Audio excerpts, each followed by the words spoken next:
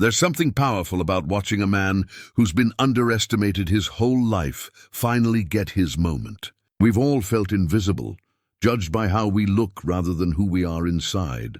In the frontier town of Copper Ridge, a weathered mountain man named Ezra Cole rides in on a tired mule, his clothes worn and his beard tangled with dust. When he mentions speaking 12 languages, the wealthy rancher Vincent Hartwell laughs right in his face. But Ezra spent 30 years learning from traders, trappers, and tribal elders across the wildest frontiers. What happens next will turn the whole town upside down. How did this simple mountain man outsmart the richest rancher in 3 territories? Before we jump back in, tell us where you're tuning in from. And if this story touches you, make sure you're subscribed, because tomorrow I've saved something extra special for you. The year was 1883, and Copper Ridge sat nestled in a valley where the Montana Territory stretched out in all directions, like a promise that could break your heart as easily as it could make your fortune. The town itself wasn't much to speak of, a main street of packed dirt that turned to mud with the first rain, wooden boardwalks that creaked under boot heels, and maybe 24 buildings that served the ranchers, miners, and drifters who passed through. But what Copper Ridge lacked in size, it made up for in the iron grip of one man's ambition.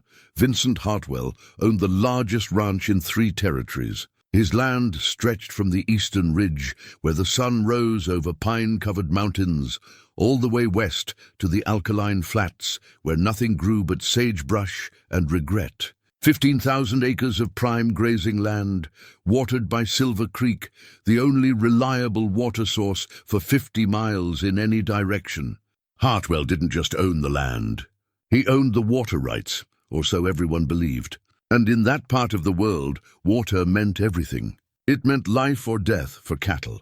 It meant whether a man could start a ranch or watch his dreams dry up like a puddle in August. Hartwell's ranch house sat on a hill overlooking the town like a king surveying his domain.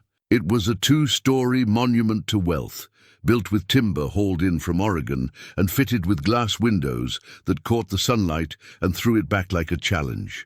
The man himself was 52 years old, broad-shouldered and thick through the middle, with a silver mustache he waxed to sharp points and eyes the color of creek ice. He wore tailored suits even in the dust and heat, and he carried himself with the certainty of a man who had never been told no and wouldn't recognize the word if he heard it. The town bent to Hartwell's will because it had no choice. He controlled the water, which meant he controlled who could ranch and who couldn't. He set the prices at the only cattle auction within 100 miles. He owned the bank, which meant he decided who got loans and who lost their land when times got hard. And times were always hard for everyone, except Vincent Hartwell. The general store stood at the center of town, a weathered building with a false front that made it look bigger than it was. Sarah Mitchell ran the place, and had for the past 3 years since her husband died. She was 47, with silver threading through her dark hair and lines around her eyes that came from squinting into too many harsh sunsets. She had a quiet strength about her, the kind that didn't need to announce itself. She'd seen hard times, losing her husband to a mining accident, raising 2 boys who were now grown and gone to seek their fortunes in California, but she'd never let bitterness take root. Sarah kept the store clean and organized, the shelves stocked with everything from flour and coffee to lamp oil and ammunition. She extended credit when people needed it, within reason, and she had a memory for faces and stories that made folks feel seen. In a town dominated by Hartwell's cold calculation, Sarah's store was a warm place where people could speak freely, at least in whispers. Tom Brennan worked the forge at the east end of town.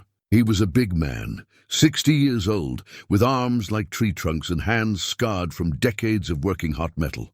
His beard was more white than grey now, and his back didn't straighten quite as easy as it used to, but he could still shape horseshoes and repair wagon wheels better than any man in the territory. Tom had come west after the war, looking for a place where the past didn't follow quite so close. He'd found Copper Ridge when it was just a trading post and 3 buildings.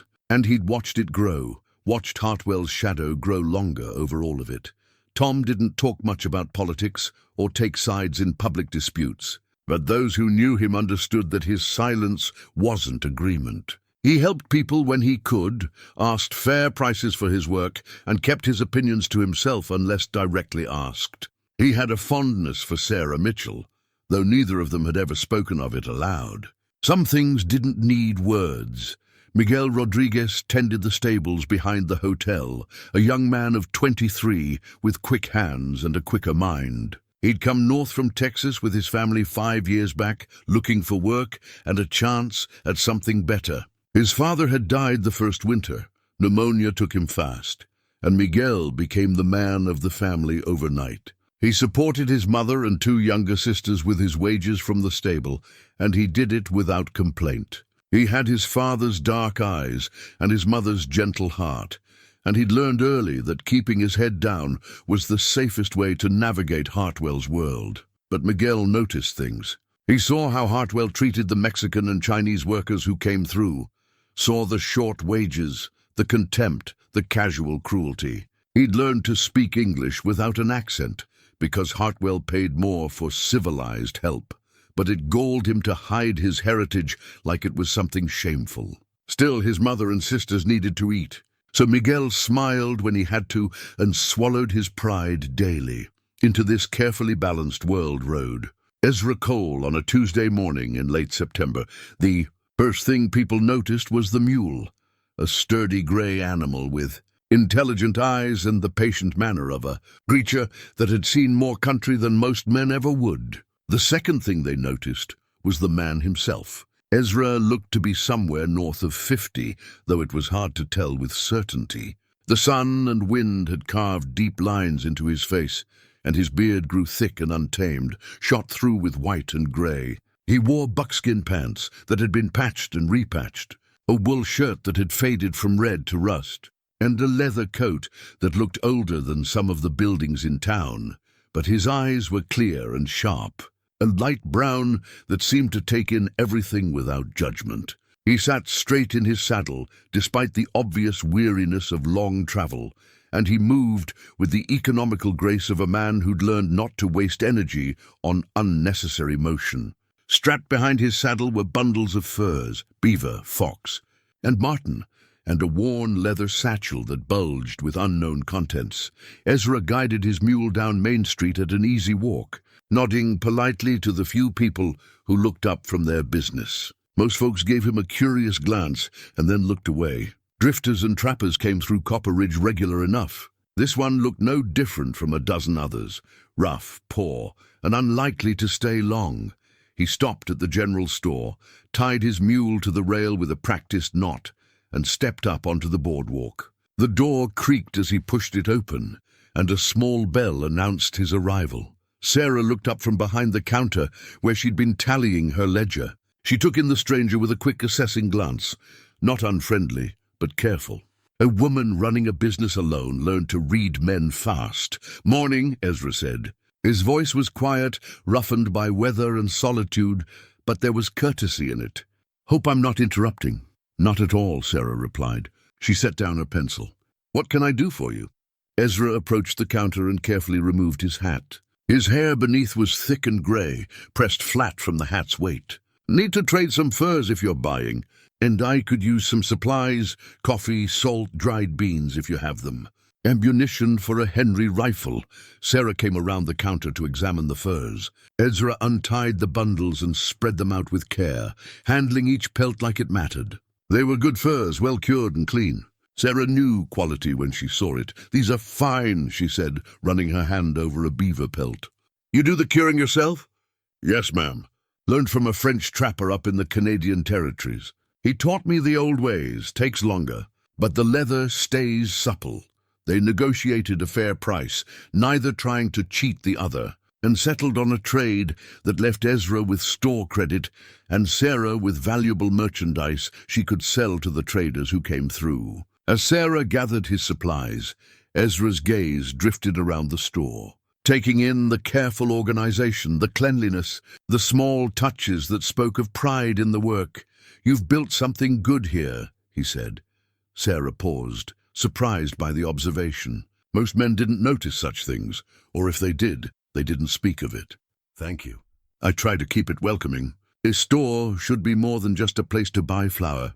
My wife used to say the same thing, Ezra said quietly. She ran a trading post for a while, long time back. Said every store had a spirit to it, either warm or cold, depending on who ran it. Used to? Sarah asked gently. She passed. 15 years now. Fever took her fast. Ezra's voice stayed level, but there was old grief in it, the kind that had been carried so long it became part of a man's weight. I'm sorry, Sarah said, and meant it.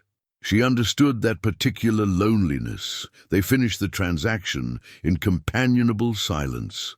As Ezra gathered his supplies, the door opened again and Miguel stepped in, his hat in his hands. Senora Mitchell, He stopped when he saw Ezra. Pardon me, I didn't mean to interrupt.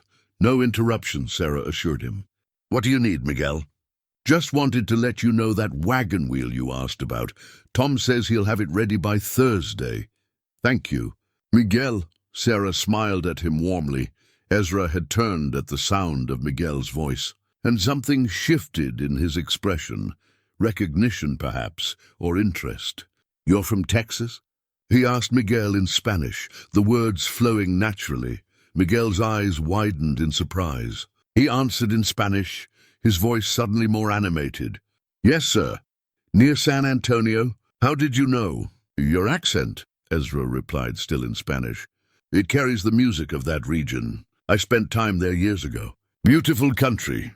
They spoke for a few more moments in Spanish, and Sarah watched with growing interest. The mountain man's Spanish was flawless, easy as breathing, and Miguel's whole demeanor had changed. His shoulders had relaxed, his smile had widened. It was like watching someone step out of a shadow. When Miguel left, promising to return later, Ezra switched back to English. Good young man, he said to Sarah, carries a lot on his shoulders. He does, Sarah agreed. His whole family depends on him. Ezra nodded, understanding implicit in the gesture. He paid for his supplies, thanked Sarah for her fairness, and turned to leave. But Sarah found herself curious about this quiet man who spoke Spanish like a native, and noticed the things most folks overlooked. Will you be staying in town long? She asked. Ezra paused at the door. A few days, maybe. Need to rest my mule and resupply before heading back to the high country. Winter comes early up there. The hotel has clean rooms if you need one. Or Tom Brennan at the forge sometimes rents his back room to travelers. Might take him up on that. Thank you for the kindness, ma'am. Sarah, she corrected gently. And you're welcome. Ezra Cole, he said, offering his name like a fair trade. Then he was gone, the door closing softly behind him. Sarah stood in the quiet store, thinking about the weathered mountain man with the careful manners and the flawless Spanish. Something about him felt different from the usual drifters, something solid and true. She found herself hoping he'd stay a few days. The town could use more men like that, she thought. Men who noticed things. Men who spoke with courtesy and carried grief without letting it turn them mean. Outside, Ezra led his mule down the street toward the forge, where smoke rose from Tom's chimney in a steady grey column. The afternoon sun was warm on his shoulders, and for the first time in months of solitary travel, he felt something like welcome. He didn't know yet that Vincent Hartwell had been watching from his office window above the bank. Didn't know that his arrival had been noted and assessed and filed away in the rancher's calculating mind. Didn't know that in 48 hours, his quiet life would be turned upside down by a single careless conversation and a wealthy man's pride. For now, there was just the dusty street, the sound of Tom's hammer on the anvil, and the simple comfort of being among people again. Sometimes that was enough. Ezra spent his first day in Copper Ridge quietly, renting Tom's back room and settling in for what he thought would be a peaceful few days of rest. He helped Tom repair a broken wagon axle, his hands still skilled with tools, despite the years of mountain living. Tom appreciated the help and the easy silence between them, the comfortable quiet of two men who didn't need to fill every moment with words. On the second evening, Tom invited Ezra to join him at the Silver Creek Saloon for supper. It wasn't fancy, but the food was honest, and the whiskey wasn't watered down too much. They sat at a corner table eating beef stew and bread, when Vincent Hartwell walked in with 3 of his ranch hands. The room shifted when Hartwell entered. Conversations dropped to murmurs. Men straightened in their chairs or found sudden interest in their drinks. The rancher commanded space without asking for it, his tailored vest and polished boots marking him as a man apart from the dust and sweat of common labor. Hartwell made his way to the bar, ordered whiskey, and surveyed the room with the casual authority of ownership. His eyes landed on Ezra and Tom, lingered for a moment on the stranger, then moved on. But something pulled his attention back, perhaps the worn leather satchel resting against Ezra's chair, or the way the mountain man sat with the relaxed awareness of someone accustomed to watching his surroundings. "Tom," Hartwell called across the room, his voice carrying easily. "Who's your friend?" Tom set down his spoon carefully. "Ezra Cole. He's passing through, doing some trading." Hartwell walked over, his boots loud on the wooden floor. His ranch hands followed at a respectful distance. "Cole," he said, not offering his hand. "Vincent Hartwell. I own the Hartwell Ranch, largest spread in the territory." "Pleasure," Ezra said simply, meeting the man's eyes without challenge or submission. "You're a trapper?" Hartwell's gaze swept over Ezra's worn clothing with barely concealed disdain. "I do some trapping, some hunting, whatever the season requires. Hard way to make a living." Hartwell sipped his whiskey. "Man works his whole life in the mountains and has nothing to show for it but worn-out clothes and tired bones." Ezra smiled slightly. "I've got a roof over my head when I need one and food in my belly. That's more than some can say." "Indeed." Hartwell's attention shifted to the leather satchel. "What's that you're carrying? Looks like it's been halfway around the world. Just personal items. Nothing of interest." But Hartwell had already spotted something, the carved stem of the peace pipe protruding slightly from the bag's opening. His eyes lit with the acquisitive gleam of a collector spotting treasure. "Is that a genuine Cheyenne pipe?" Ezra's expression tightened almost imperceptibly. "It is. May I see it?" There was no polite way to refuse without causing offense, so Ezra carefully withdrew the pipe. It was beautiful, carved from red pipestone, with intricate designs along the stem, decorated with beadwork and eagle feathers. The craftsmanship spoke of hours of careful work and deep cultural significance. Hartwell reached for it, but Ezra didn't release it into his hands. Instead, he held it up for viewing while keeping his own grip secure. "It's a sacred object," Ezra said quietly, "given to me by a Cheyenne elder. It's not meant for casual handling." "I collect Indian artifacts," Hartwell said, his voice taking on an edge. "I have quite a collection, pottery, weapons, ceremonial items. I'd pay you well for that pipe. It's not for sale. Everything's for sale at the right price." Hartwell named a figure that would have been a year's wages for most men in the room. "No, sir. Some things aren't about money." The refusal hung in the air like a slap. Men didn't tell Vincent Hartwell no, not in his town. The rancher's jaw tightened, and something cold moved behind his eyes. "Sentimental about Indian trinkets," Hartwell said, his voice dripping with condescension. "That's quaint. Tell me, Cole, you spend much time with the savages?" Ezra's voice stayed level, but there was steel underneath now. "I've spent time with the Cheyenne, the Lakota, the Crow, and others. They're people, same as anyone. Some good, some bad, all trying to survive in a world that keeps taking from them. How noble." Hartwell turned to address the room, playing to his audience now. "We have a philosopher among us, gentlemen. A mountain man who defends the red man." A few uncomfortable chuckles rippled through the saloon. Most men kept their eyes down, not wanting to be pulled into the confrontation. "The Cheyenne elder who gave me that pipe," Ezra said carefully, "was named Two Hawks. He taught me his language over the course of 3 winters. He shared his people's wisdom about living with the land instead of against it. When he gave me that pipe, he said it was because I'd learned to listen, really listen, to what people were saying. Not just with words, but with their hearts." "Their language," Hartwell repeated, seizing on the phrase like a cat on a mouse. "You speak Cheyenne, do you?" "I do. Just Cheyenne, or are you a scholar of savage tongues?" Ezra recognized the trap being set, but saw no way around the truth. "I speak 12 languages, Mr. Hartwell. I've been fortunate to learn from many people over the years." The saloon went silent. Then Hartwell laughed, a big booming sound that filled the room, and invited others to join him. Several men did, nervously at first, then with more confidence when they saw the rancher's mirth. 12 languages! Hartwell slapped his thigh. "Did you hear that, boys? This fellow in his ragged buckskins claims to speak 12 languages. What languages would those be, Cole? Do tell." Ezra felt the room's attention pressing on him like a physical weight. He could walk away, let Hartwell have his laugh. Pride wasn't worth trouble, but something in the man's casual cruelty, the way he'd called the Cheyenne savages, the way he was using Ezra's truthful answer as entertainment, sparked a quiet anger. English, Spanish, French, German, Russian, Mandarin, Chinese, Japanese, Arabic, Portuguese, Italian, Cheyenne, and Lakota, Ezra said evenly. "I learned them over 30 years of traveling and working with people who spoke them." The laughter grew louder. Hartwell's face was red with amusement. "A mountain man who speaks Chinese, Russian. My dear fellow, you must think us all fools. I've met educated men, real scholars who studied at universities, who barely manage French. But you, a dirty trapper, expect us to believe you speak a dozen languages." "I don't expect anything," Ezra said. "You asked, and I answered honestly. Honest." Hartwell turned to his audience again. "He's honest. Well then, let's test this honesty. I'll make you a wager, Cole.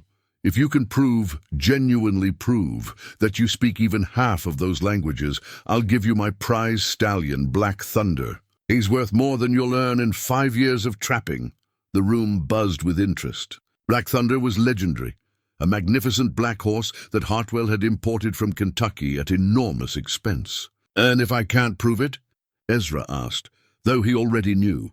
"Then you leave Copper Ridge tonight and never come back. We don't need liars and braggarts cluttering up our town." Hartwell's smile was sharp. "Do we have a wager?" Ezra looked at Tom, who shook his head slightly, a warning. He looked at the other faces around the room, some curious, some pitying, some already convinced he was a fool or a liar.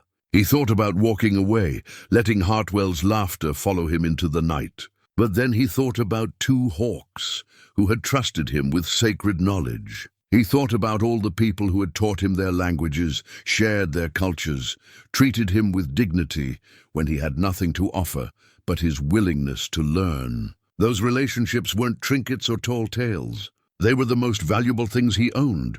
"We have a wager," Ezra said quietly. Hartwell's grin widened. "Excellent! We'll settle this properly. Tomorrow afternoon, my ranch. I'll invite some of the territory's most educated men to witness your performance. I'm sure they'll be fascinated to hear a mountain man demonstrate his linguistic prowess." The sarcasm dripped like poison. "Tomorrow afternoon," Ezra agreed. Hartwell and his men left the saloon in high spirits, already spreading word of the entertainment to come. When they were gone, the room slowly returned to normal volume, though every eye kept drifting to Ezra. Tom leaned close. "You shouldn't have taken that bet." "Probably not. Can you actually speak all those languages?" Ezra was quiet for a moment, then said softly, "Yes, but proving it to Hartwell's satisfaction, that's a different matter. A man like that doesn't want to be proven wrong. He'll find a way to twist things no matter what I show him. Then why agree? Because some things are worth standing up for, even when the odds are poor." Ezra looked down at the peace pipe, now safely back in his satchel. "2 hawks told me that a man who hides his truth to avoid mockery loses something more valuable than pride. He loses himself." Tom studied his friend's weathered face. "There's more to you than meets the eye, isn't there?" "I'm just a man who's lived a long time and paid attention," Ezra said.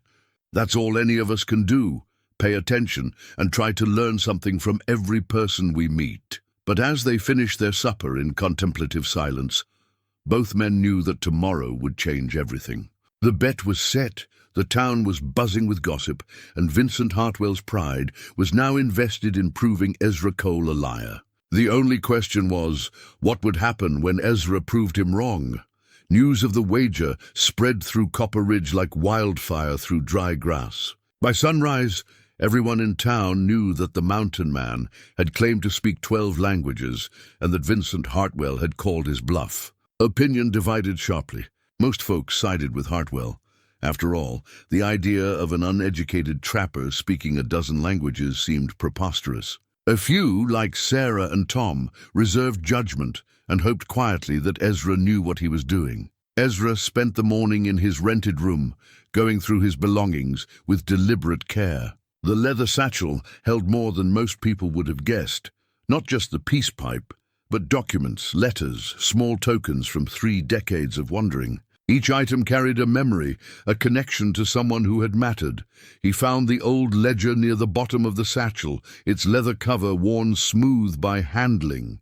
The pages inside were filled with neat Cyrillic script, records of fur trades conducted in Russian territories, prices and quantities, dates and signatures. He'd kept it as a memento of his time in Alaska and the Russian Far East, never imagining it might serve as evidence one day. Around noon, Sarah appeared at Tom's forge with a basket of food. She found Ezra sitting on a stump outside the workshop, cleaning his boots, a small act of dignity before the afternoon's trial. "Brought you some lunch," she said. "Figured you might need fortification." "That's kind of you." Ezra accepted the basket gratefully. Inside was fresh bread, cheese, dried apples, and a jar of cold water. "More kindness than I deserve, troubling your town the way I have." "You didn't start this trouble," Sarah said firmly. "Vincent Hartwell did, same as he starts most trouble around here. He can't stand the thought that someone might know something he doesn't. He's a powerful man." "I should have walked away, maybe, but you didn't, and now the whole town's curious to see what happens." Sarah sat down on another stump, smoothing her skirt. "Can I ask you something?" "Of course. Do you really speak all those languages?" Ezra bit into the bread, chewing thoughtfully before answering. "I do. I know it sounds impossible, but it's what happens when you spend 30 years moving around and actually listening to people. I was never good with books, never had much formal schooling, but languages, they came natural to me. Like music comes natural to some folks. How did you learn them all?" "Same way a child learns. By living with the people who spoke them, making mistakes, asking questions, paying attention. I worked for a French fur trading company for 3 years. That's how I learned French. Spent 2 winters with a Russian trapper in Alaska. That's where the Russian came from. The Chinese I learned in San Francisco, working on the docks and in the trading houses. Each language opened doors to new people, new ways of thinking." Sarah studied him with open curiosity. "What made you want to learn them?" "Loneliness at first," Ezra admitted. "I was young and far from home, and I realized that if I wanted real conversation, real connection, I needed to speak the language of whoever was around me. But then it became something more. Each language carries a whole world inside it. Learning someone's language is like being invited into their home. It's an honor. That's a beautiful way to think about it. It's the truth." Ezra took a drink of water. "People think language is just words, but it's not. It's how a culture sees the world. The Cheyenne don't have a word for ownership the way we do. Their words are about stewardship, about being responsible for something temporarily. The Chinese have dozens of words for different kinds of relationships. There's a specific word for your father's older brother that's different from his younger brother. Every language teaches you something about what matters to the people who speak it." Miguel appeared around the corner of the forge, his hat in his hands. "Senor Cole?" "They're saying it's time.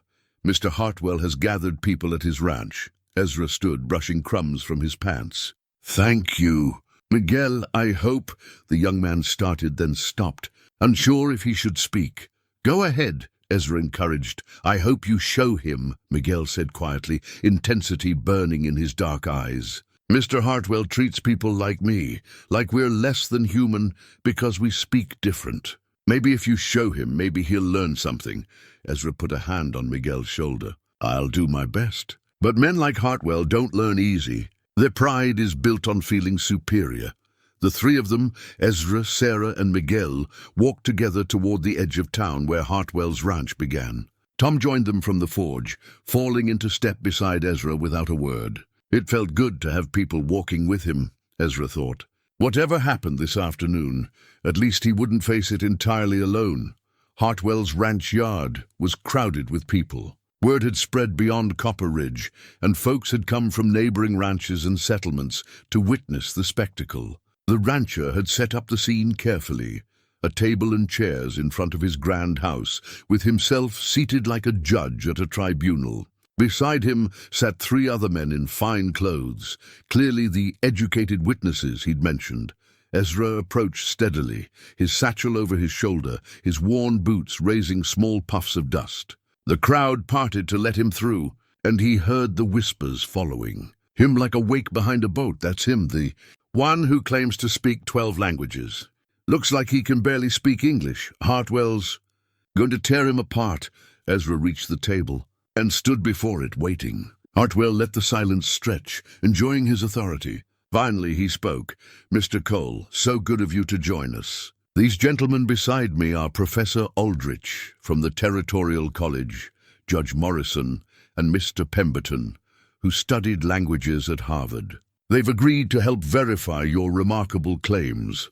The sarcasm in his voice was thick enough to cut. "I appreciate their time," Ezra said simply. "Well then, shall we begin? Perhaps you could start by telling us how an unschooled mountain man came to speak, what was it, 12 languages?" "I learned them the same way most people learn their first language," Ezra replied. "By listening, speaking, making mistakes, and trying again. The difference is, I kept doing it with new languages instead of stopping at one." Professor Aldrich leaned forward, his expression skeptical but not unkind. "That's a nice theory, Mr. Cole.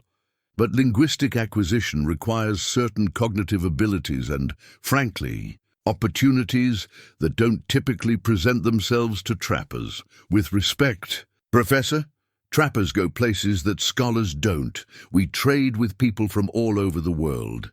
The fur trade brought together Russians, French, British, Chinese, and native peoples. If you wanted to conduct business, you learned languages. Let's test this theory," Hartwell interrupted, clearly tired of preamble. "You claim to speak Russian. I suppose you expect us to simply take your word for it?" "No, sir." Ezra reached into his satchel and withdrew the old ledger.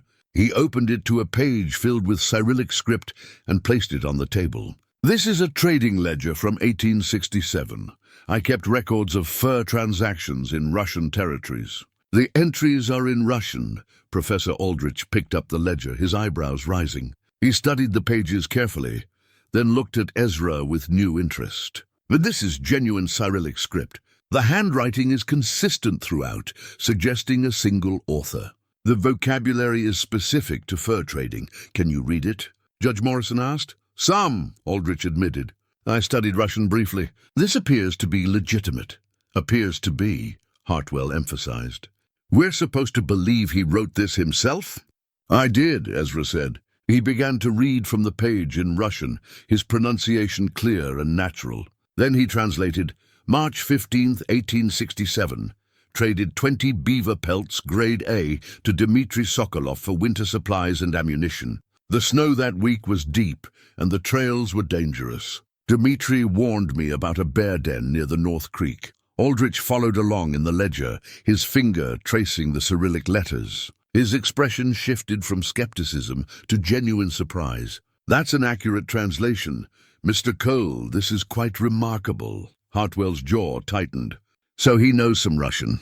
That's one language, and we only have his old book as proof. For all we know, someone else wrote that ledger." "The ink fading is consistent with age," Judge Morrison observed, examining the pages. "And look at these entries. They span several years, all in the same hand. It would be quite a sophisticated forgery." A murmur ran through the crowd. This wasn't going the way Hartwell had expected, and people were starting to notice. Hartwell shifted in his chair, clearly uncomfortable with how quickly the scholarly panel had validated Ezra's Russian. But he recovered fast, leaning back with calculated nonchalance. "Very well. One language confirmed. You claimed 12. That leaves 11 more to prove." "I'm ready whenever you are," Ezra said. The crowd had grown silent, anticipation replacing mockery. Even those who'd been ready to laugh were now paying close attention. Something unexpected was happening. and frontier folk had an instinct for when the tables might be turning. Before Hartwell could respond, a commotion arose at the edge of the gathering. A man pushed through the crowd, dark-skinned, wearing the loose robes and turban of a Moroccan merchant. He carried several large bundles and looked travel-weary. "Pardon, please," the merchant said in heavily accented English. "I'm looking for the trading post. I have goods to sell, spices, fabric, metalwork. Someone tell me where I find the merchant here." Sarah stepped forward. "I run the general store. I might be interested in what you have." The merchant's face brightened. "Excellent. I am Rashid Al-Farsi. I travel from New York, bringing goods from my country. You speak French, perhaps?" "My English is not so good." Sarah shook her head apologetically. "I'm sorry, I don't." "Spanish?" Rashid tried hopefully. Again, Sarah shook her head. Rashid's shoulders slumped. It was a familiar frustration for foreign merchants, having valuable goods but lacking the language to negotiate effectively. Ezra stepped forward. "Assalamu alaikum," he said, the Arabic greeting flowing naturally from his lips. Rashid's face transformed with joy and relief. "Wa alaikum assalam. You speak Arabic?" "Allah be praised." What followed was a rapid, fluid conversation in Arabic. Ezra's accent carried the distinct pronunciation of classical Arabic mixed with Moroccan dialect, and Rashid responded with the enthusiasm of a man who'd been trying to conduct business in broken English for weeks. The crowd watched in stunned silence as the mountain man and the Moroccan merchant discussed goods, prices, trade routes, and the quality of various spices. After several minutes, Ezra turned to Sarah. "Rashid has cinnamon, saffron, and black pepper, all high quality. He also has silk fabric and some very fine copper work. He's willing to trade for local goods, especially furs and dried meat. His prices are fair. You can verify the quality?" Sarah asked. Ezra spoke again to Rashid in Arabic, examined the samples the merchant produced, and nodded. "These are genuine. The saffron especially is excellent, probably worth 3 times what he's asking." "Tell him I'm interested," Sarah said. Ezra negotiated the terms in Arabic, switching between Sarah and Rashid, making sure both parties understood and agreed. When they'd settled on a deal, Rashid clasped Ezra's hands gratefully and spoke at length in Arabic. "What did he say?" Judge Morrison asked, genuinely curious now. "He said he's been traveling for 2 months, and this is the first place where someone could speak his language properly. He said it made him feel human again, instead of like a performing animal trying to make himself understood through gestures." Ezra's voice carried an edge. "I know the feeling." Professor Aldrich was scribbling notes. "Mr. Cole, your Arabic is quite sophisticated. That wasn't just basic trading phrases. You were discussing complex topics." "I spent a year in Ottoman territories," Ezra explained. "Worked on a caravan route between Damascus and Istanbul. The merchants taught me Arabic because I was willing to learn, and they appreciated having someone who could bridge communications between different groups." Hartwell had gone very still. His confidence was cracking, and he clearly hadn't anticipated having a convenient Arabic speaker arrive just when he needed one. But he rallied, forcing a dismissive smile. "So that's 2 languages. Still quite a ways from 12. "Actually," a new voice called out, "I'd like to test something, if I may." A small man in his 60s stepped forward from the crowd. He wore simple but clean clothes and had the calloused hands of a farmer. His face bore the weathered look of someone who'd spent a lifetime working in the sun. "Heinrich Müller," the man introduced himself in accented English. "I came from Germany 30 years ago. My English is good now, but I still dream in German." He turned to Ezra. "Sprechen Sie Deutsch?" Ezra smiled. "Ja, ich spreche Deutsch. Ich habe 3 Jahre in der Nähe von München gearbeitet." Heinrich's face lit up, and he launched into rapid German. Ezra responded in kind, and soon they were deep in conversation about Bavaria, the differences between German regions, and Heinrich's memories of his homeland. The fluency was undeniable.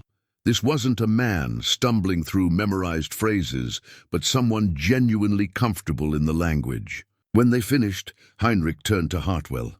"This man speaks German like a native, better than my own son, who was born here and barely remembers the old tongue." He shook Ezra's hand warmly. "It does my heart good to speak it again. Miguel pushed forward from where he'd been standing with the crowd. "I can testify too," he said, louder than his usual quiet voice. "Yesterday, Senor Cole spoke with me in Spanish. Not just a few words. Real Spanish, with the proper grammar, and even the expressions my grandmother uses. He knew I was from Texas just from my accent." "The boy's right," Tom added. "I heard them." It wasn't simple trade talk, it was real conversation. Hartwell stood abruptly, his chair scraping against the ground. "This is irregular. The agreement was that I would test him, not that we'd have random verification from whoever happens to be in the crowd." "But, Mr. Hartwell," Judge Morrison said mildly, "surely any verification is legitimate verification. The question is whether Mr. Cole can speak these languages, not who confirms it. I notice," Professor Aldrich added, "that Mr. Cole adjusted his Arabic dialect to match Rashid's Moroccan pronunciation. That's not something you can fake. And his German showed familiarity with Bavarian idioms. These are markers of genuine fluency, not rote memorization." The crowd was buzzing now, conversations breaking out in all directions. The mood had shifted decisively. What had started as entertainment, watching an uppity mountain man get his comeuppance, had become something else. They were witnessing something genuine, something that challenged their assumptions about who could be educated and how knowledge could be acquired. Ezra remained quiet through it all, letting the evidence speak for itself. He'd learned long ago that the more you defended yourself, the less people believed you. Truth didn't need shouting, it just needed space to be seen. Sarah caught Ezra's eye and gave him a small, encouraging nod. Miguel stood straighter, proud to have spoken up. Even Tom, usually so careful about staying neutral, had sided openly with his friend. Hartwell saw his control slipping. The careful stage he'd set, where he played judge and Ezra played fool, was collapsing. The scholarly panel he'd brought to dismiss Ezra's claims was instead confirming them. The crowd he'd expected to laugh was now watching with respect and growing fascination. "We'll take a brief recess," Hartwell announced abruptly. "I need to consult with my colleagues." He gestured for Professor Aldrich, Judge Morrison, and Mr. Pemberton to follow him toward the house. The three men exchanged glances but complied. As they walked away, Ezra heard Professor Aldrich say, "Vincent, the man clearly has legitimate knowledge. I'm not sure what you're hoping to—" Their voices faded as they entered the house. The crowd remained in the yard, speculation running wild. "4 languages so far," someone said. "Maybe he really does know 12. Hartwell's going to lose his prize stallion. Serves him right for being so cocky." Rashid approached Ezra, still beaming. He spoke in Arabic, gesturing expressively.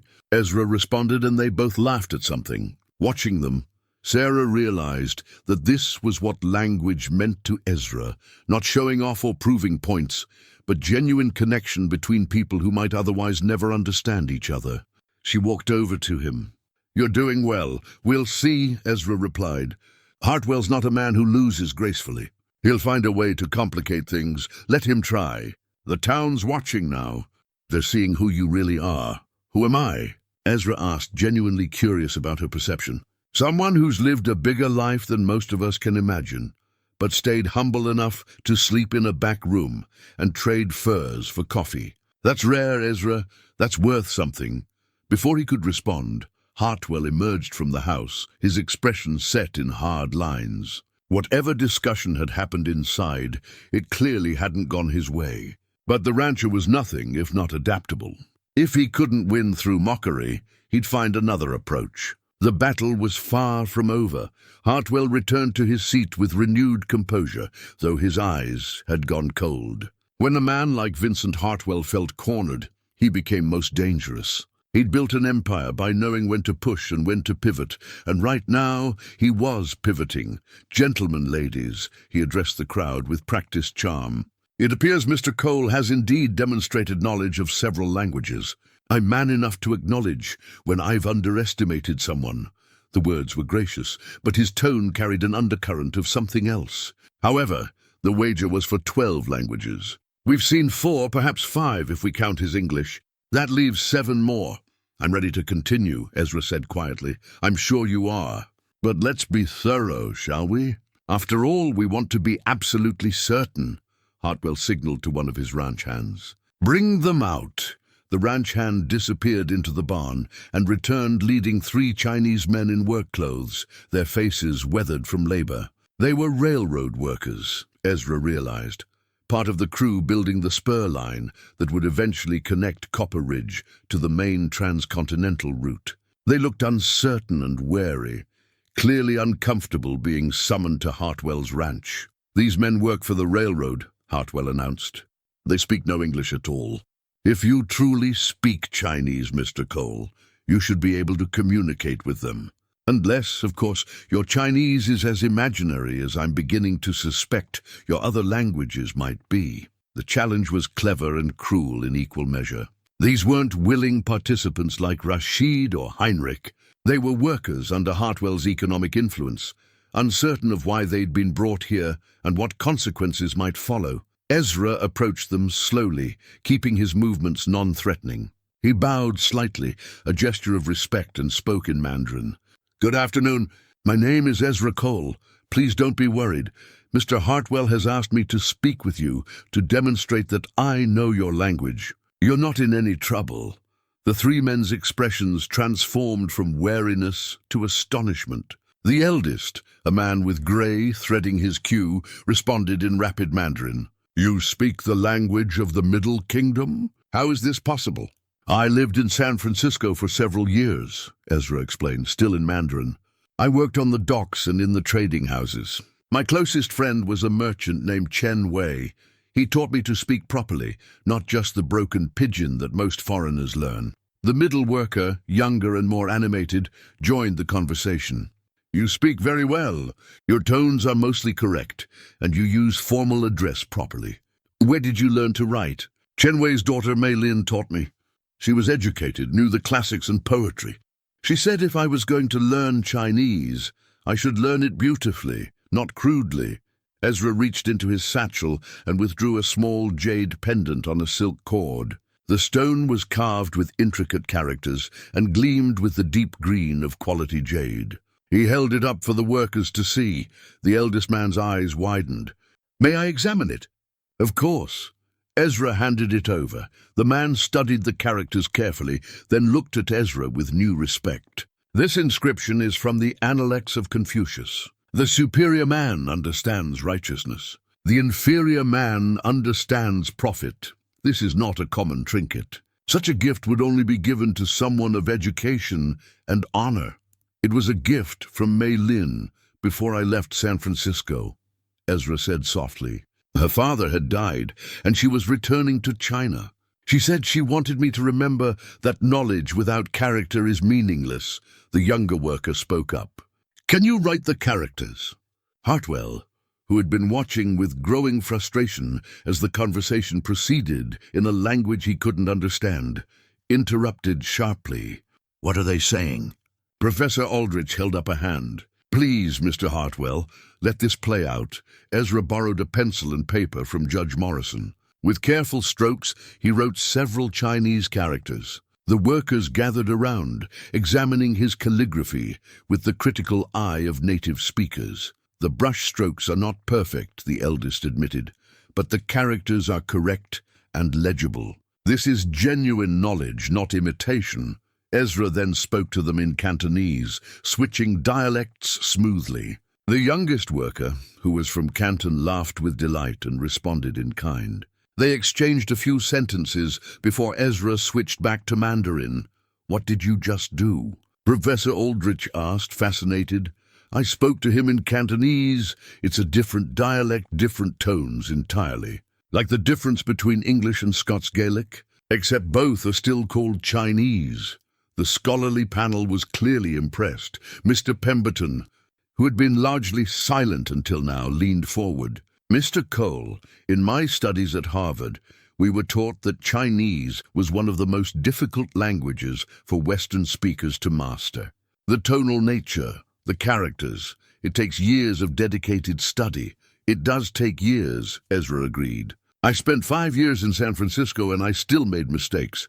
But Chen Wei was patient with me, and his daughter Mei Lin was an excellent teacher. They treated me like family, and you learn faster when people care whether you succeed. The Chinese workers, understanding now what was happening, spoke among themselves briefly.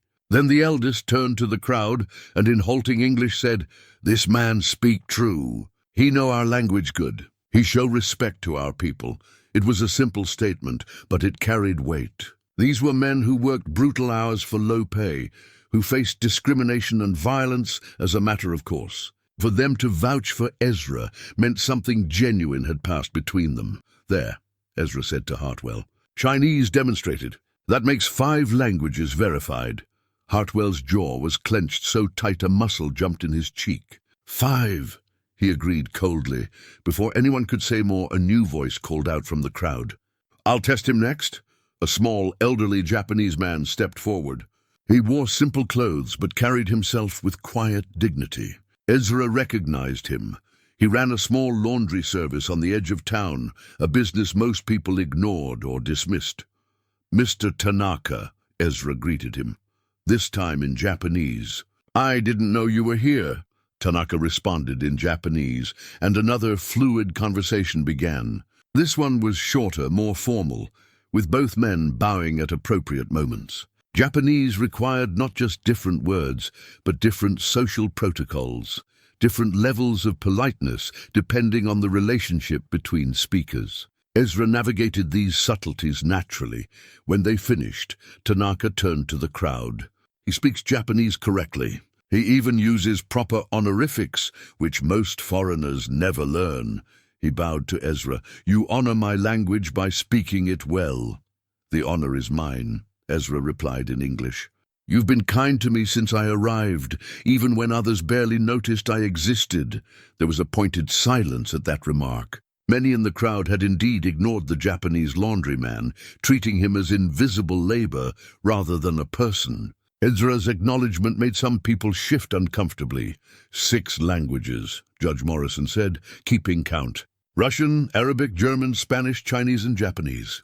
"That's already more than most scholars know, Mr. Hartwell."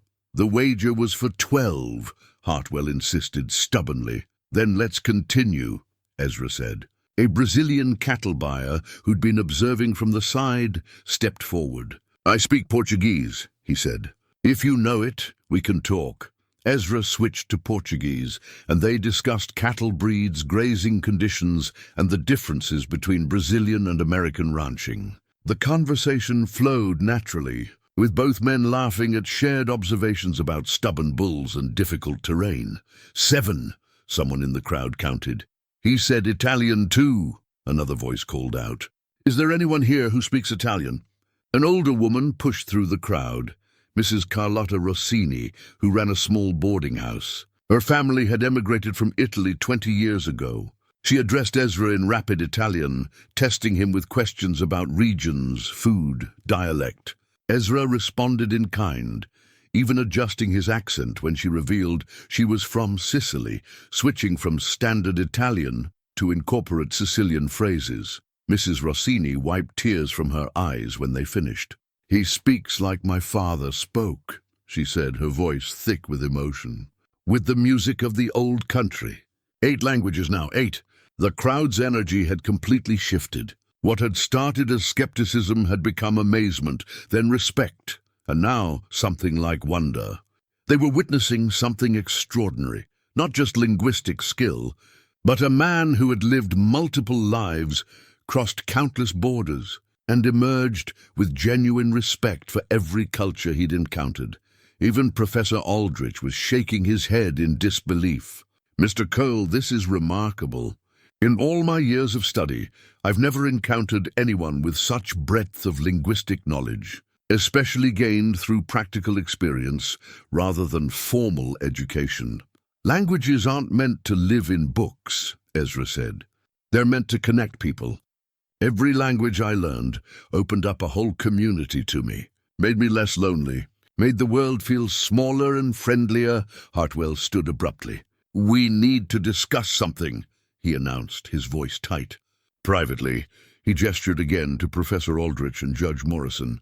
This time, Mr. Pemberton declined to follow. Instead, remaining in his seat with an expression that suggested he was done playing along with whatever Hartwell had planned. As Hartwell and his two remaining advisors conferred away from the crowd, Sarah made her way to Ezra's side. "You're doing it," she said quietly. "You're actually doing it. The hard part's still coming," Ezra replied. "A man like Hartwell doesn't lose gracefully. He's going to find a way to twist this. Let him try." Everyone here has seen the truth, but Ezra wasn't so sure. He'd lived long enough to know that truth and power didn't always align. And Vincent Hartwell had a lot more power in this town than one traveling mountain man. Hartwell returned from his private conference with a different strategy written across his face. If he couldn't disprove Ezra's linguistic abilities, he'd find another angle. Men like Hartwell always had another angle. "Mr. Cole has indeed demonstrated impressive knowledge," Hartwell began, his tone now conciliatory, almost admiring. "8 languages by my count, more than I would have believed possible. However, I noticed something interesting about the languages he's chosen to demonstrate." He paused, letting the crowd lean in. "They're all civilized tongues," Hartwell continued. "European languages, Asian languages, languages of peoples who have writing, literature, formal education. But Mr. Cole also claimed to speak Cheyenne and Lakota, savage languages. Languages that have no written form, no grammar texts, no way to verify real knowledge from gibberish. Convenient, wouldn't you say?" The implication hung in the air like smoke. A murmur ran through the crowd, some agreeing, some uncertain. Ezra felt anger kindle in his chest, but he kept his voice level. The Cheyenne and Lakota languages are no less valid than English or Chinese. They're complex, sophisticated, and carry the history and wisdom of entire peoples. Calling them savage languages shows ignorance, not knowledge. "Strong words from a man who can't prove what he claims," Hartwell shot back. "There's no one here who speaks Cheyenne or Lakota.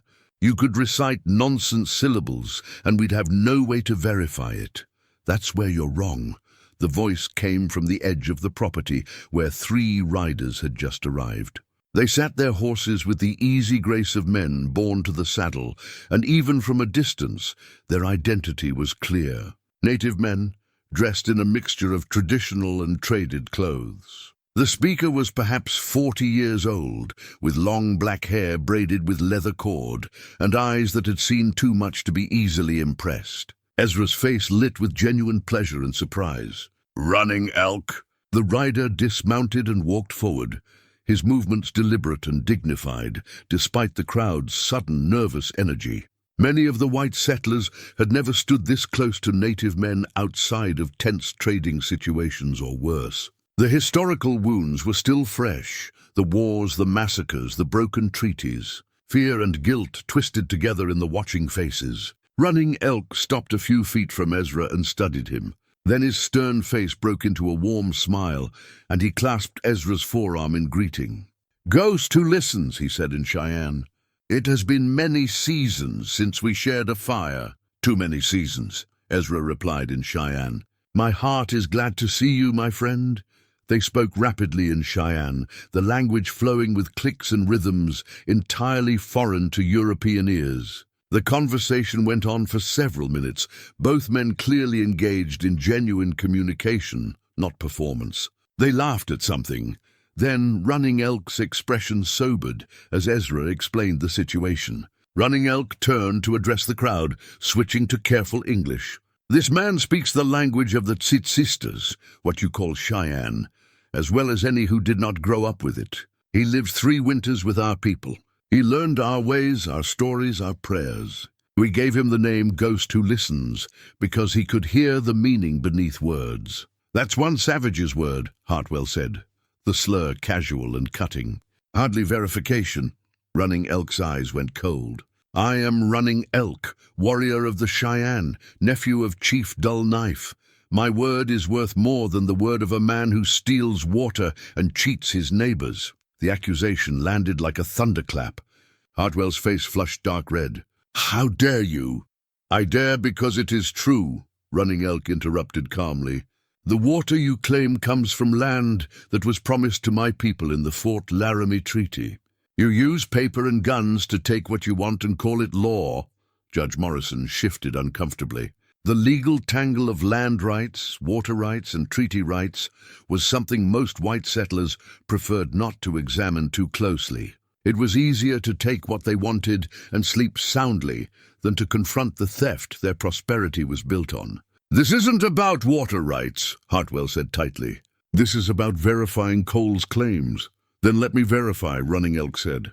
He spoke to Ezra again in Cheyenne, this time clearly testing him. He asked complex questions, used idioms and metaphors, spoke of spiritual concepts that required cultural understanding to translate properly. Ezra responded to each challenge, and the two men beside Running Elk, who had remained silent until now, nodded in confirmation. One of them spoke up in English, his accent thick, but his meaning clear. "He speaks true. He knows the sacred words the proper ways. Not many white men learn this." Ezra reached into his satchel, which had become a treasure chest of evidence, and withdrew a leather-bound book. This one was different from the Russian ledger. The pages were filled with handwritten notes in English on one side, and what appeared to be phonetic transcriptions on the other, with explanatory notes scattered throughout. "I made this," Ezra said, holding up the book. "A Cheyenne English dictionary. Took me 2 years to compile. Drew Hawks helped me, and so did his wife, Singing Bird. They were patient with me when I made mistakes, and they trusted me with words that outsiders weren't meant to hear." He opened to a page and showed it to Professor Aldrich, who examined it with scholarly interest. "This is remarkable work. The phonetic notations show an understanding of sounds that don't exist in English. The cultural context notes demonstrate real immersion. Mr. Cole, you could publish this. Linguists would find it invaluable. It's not for publishing," Ezra said firmly. "It's a private record. The Cheyenne didn't give me their language so I could sell it to universities. They gave it to me because they trusted me to use it honorably." Running Elk spoke again in Cheyenne, a longer speech this time. His tone was formal, almost ceremonial. When he finished, he translated for the benefit of the crowd. "I said that Ghost who listens is a man of two worlds. He walks in the white man's places, but carries an Indian heart. He learned our language not to use us, but to understand us. When the soldiers came and tried to move our people to bad land, he spoke for us to the soldier chief. His words saved many lives. This is not a man who speaks tongues like a trick. This is a man who speaks them like prayers." The crowd had gone very quiet. This wasn't what they'd expected. Not the native testimony, not the obvious respect between Ezra and Running Elk, not the revelation that the shabby mountain man had interceded with the army on behalf of the Cheyenne. Sarah felt tears prick her eyes. She'd sensed there was more to Ezra, but this was something profound. A man who'd built bridges across the violent divide between cultures, who'd risked himself for people who weren't his own. "And Lakota?" Hartwell asked weakly, grasping at the last straw. "He claimed Lakota too." One of Running Elk's companions spoke up. "I am Lakota. I speak it with him already. His Lakota is good, though not as strong as his Cheyenne. But he knows it true." Hartwell stood there. His carefully constructed trap collapsed around him. 9 languages verified. 10 if you counted the 2 native tongues separately. 2 more to go, and his prize stallion was slipping away, along with his pride. Judge Morrison cleared his throat. "Mr. Hartwell, I believe we've established that Mr. Cole's claims are substantially verified. We've witnessed 9 distinct languages, all confirmed by native speakers or documented evidence. The man clearly has extraordinary linguistic abilities. The wager was for 12, Hartwell insisted, his voice rising. He's demonstrated 10 at most. He needs 2 more. Actually, Mr. Pemberton spoke up, Mr. Cole has been speaking English this entire time. That's 11. He only needs to demonstrate 1 more language to fulfill his claim." Hartwell's face had gone from red to nearly purple. His hands gripped the edge of the table hard enough to whiten his knuckles. He was a man watching his world shift, feeling control slip away, and he didn't know how to stop it. Ezra, watching him, felt no triumph, only sadness. There was something tragic about a man so invested in being superior that he couldn't recognize genuine worth in others. Hartwell had everything, land, money, power, But he'd built it all on a foundation of contempt, and contempt, Ezra had learned, always collapsed eventually. "One more language," Ezra said quietly. "That's what you need to see?" "Yes," Hartwell hissed. "Then I'll show you." But even as Ezra spoke, he knew the real demonstration wouldn't be about language at all. It would be about everything language represented: connection, understanding, the bridges built between different worlds. And it would force everyone watching to confront some uncomfortable truths about who they were and how they'd been living. The sun was beginning its descent toward the western mountains, painting the sky in shades of amber and rose. The crowd had been standing for hours, but no one seemed inclined to leave. This had become more than a wager. It had become a moment that would be talked about for years. Ezra was about to speak when another rider approached from town, this one moving with urgency. The man was elderly, perhaps 70, wearing a faded Union Army coat, despite the years that had passed since the war. He rode directly to where Ezra stood, and dismounted with the stiffness of age and old wounds. "I'll be damned," the old soldier said, staring at Ezra with wide eyes. "It really is you." Ezra's face had gone very still. "Major Garrett, colonel now." "Well, retired colonel." "Was promoted after Appomattox." Garrett continued to stare. 20 years I've been looking for you. The army thought you were dead. I thought you were dead." The crowd pressed closer, sensing something significant unfolding. Hartwell looked between Ezra and the old soldier with confusion giving way to suspicion. "Who is this man?" Hartwell demanded. Colonel Garrett turned to him with the authority of a man accustomed to being obeyed. "This man, whoever you think he is, served with distinction in military intelligence during the war. We called him the Voice. He was the best linguistic operative the Union Army had." A ripple of shock moved through the crowd. Sarah's hand went to her mouth. Tom straightened, seeing his friend in an entirely new light. Miguel stepped closer, eager to hear more. "Explain yourself," Judge Morrison said, his legal mind engaging. "What exactly are you claiming, Colonel?" Garrett reached into his coat and withdrew a worn leather document case. From it, he extracted several papers, yellowed with age but still legible. Captain Ezra Cole, commissioned 1862, assigned to the Bureau of Military Intelligence.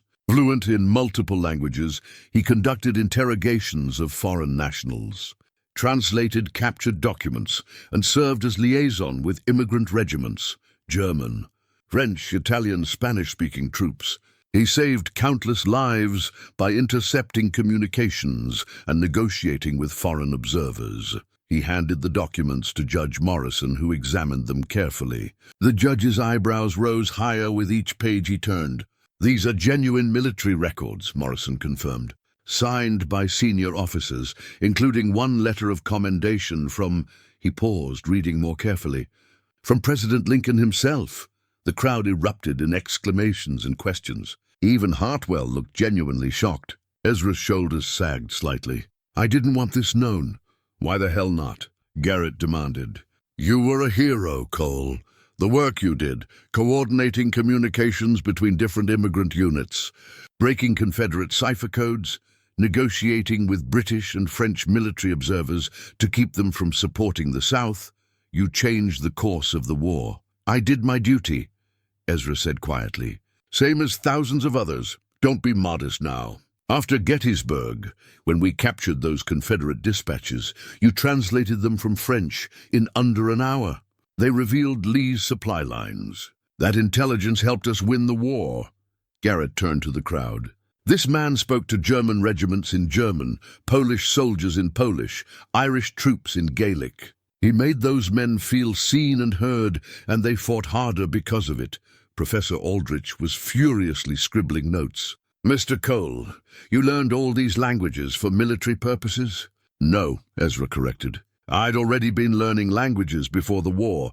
I was working on a merchant ship, traveling to different ports. When the war started, I enlisted as a regular soldier. Someone discovered I could speak German and French, and I got transferred to intelligence work." Colonel Garrett pulled out another document, this one more worn than the others. Folded and unfolded so many times, the creases were nearly transparent. He opened it with reverent care. "This is the letter from Lincoln," he said. written 3 months before his death. It commends Captain Cole for extraordinary service in the preservation of the Union through the unique application of linguistic excellence and cultural understanding. Garrett looked at Ezra with something like wonder. The president himself took time to write this. Ezra's eyes were distant, remembering. He came to our office once, talked to us about the importance of understanding people, not just defeating them. Said after the war ended, we'd need to rebuild bridges, not just burn them. He asked me why I learned languages, and I told him it made the world feel less lonely. He liked that answer. So why disappear? Hartwell asked, his tone still hostile but less certain now. If you were such a hero, why hide in the mountains like a hermit? Garrett's expression darkened. Because there were people who wanted him dead. After the war, there was chaos, political maneuvering, score settling. Cole had translated documents that exposed corruption in the military supply chains. Powerful people were making fortunes selling defective equipment to the army. Cole's translations proved it. When he was ordered to bury the evidence, he refused. I couldn't let soldiers die from bad ammunition and shoddy boots while contractors got rich, Ezra said simply. So I gave the evidence to a congressman I trusted. The scandal broke. Several high-ranking officers were cashiered out, some contractors went to prison. But others with more power and fewer scruples, came after me. 3 attempts on his life, Garrett added, that we knew about. Could have been more. I helped him fake his death and disappear, gave him a new identity, some money, and told him to get as far from Washington as possible. I figured he'd gone west, but I didn't know where. Sarah was crying openly now, understanding flooding through her. This man, who'd been so kind, so humble, had lived an entire lifetime of service and sacrifice. He'd saved countless lives, stood up to corruption, and paid for it with 20 years of exile and loneliness. My wife, Ezra said softly, the one I mentioned who died of fever. That wasn't entirely true. She was killed. They found me in San Francisco, found us. She died protecting me, giving me time to escape. After that, I stayed moving. Never settled anywhere long enough to be found. The crowd was absolutely silent now. Even Hartwell seemed at a loss for words. Running Elk stepped forward and placed his hand on Ezra's shoulder. This is why you learned our languages so well, he said in English, so everyone could hear. You were running, but you were also living. Every place you went, every people you met, you honored them by learning their words. You turned exile into a kind of pilgrimage. I didn't have a choice about running, Ezra replied. But I had a choice about how I ran. I could hide and be bitter, or I could keep learning, keep connecting. The languages, they saved me. Every time I learned a new one, I found new people to care about, new reasons to keep going. Judge Morrison set down the documents with great care. Mr. Cole, Captain Cole, these papers change everything. You're not just a mountain man with a talent for languages. You're a decorated veteran, a presidential commandee, and apparently a man with considerable knowledge of legal matters, given your role in exposing corruption. Which brings us, Colonel Garrett said, reaching into his document case one more time, to another interesting piece of information. Captain Cole, do you still have the land grant that was given to you in 1866? Ezra's expression shifted, surprise mixed with confusion. The California grant? I never thought. It was just a scrap of land. I assumed someone had claimed it by now. Well, it wasn't in California. The Army made an error in the records. Your land grant was actually for property here in Montana Territory. And I've been carrying the corrected deed for 20 years, hoping I'd find you. Garrett pulled out one final document, this one newer, with official seals and signatures. 200 acres with full water rights from Silver Creek, granted in recognition of your military service. The impact of those words hit the crowd like a physical force. Water rights from Silver Creek, the same creek that Vincent Hartwell claimed exclusive control over. The same water that gave him power over every rancher in the valley. Hartwell had gone pale. That's impossible. I have the only water rights to Silver Creek. I've had lawyers verify it. Your lawyers verified the English language deed, Garrett said. But the original land grant was issued in Spanish, from an older Mexican claim that predated U.S. territorial status. And I'm guessing they didn't know to look for that, because the name on the deed wasn't Ezra Cole. It was his military code name, Lavos, the voice. Judge Morrison took the document and began reading, his face growing more serious with each line. This appears genuine. It's an original Spanish land grant from 1842, confirmed and transferred to military ownership, then granted to Captain Cole in 1866. The water rights are clearly specified. "Let me see that," Hartwell demanded, snatching the document from Morrison's hands. He read it frantically, his face going from pale to ashen. The legal language was clear, the seals authentic, the chain of title unbroken. "This means," Professor Aldrich said slowly, working through the implications, "that Mr. Hartwell has been using water he doesn't actually have exclusive rights to." "It means," Ezra said quietly, "that everyone in this valley has had a right to that water all along. They just didn't know it because Hartwell controlled the information." The crowd erupted in angry murmurs. Ranchers who'd been squeezed out, farmers who'd gone under, families who'd lost everything because they couldn't afford Hartwell's water prices, all of them realizing they'd been cheated for years. Hartwell was trembling with rage and fear. His entire empire, built on the monopoly of water rights, was crumbling. "This is fraud.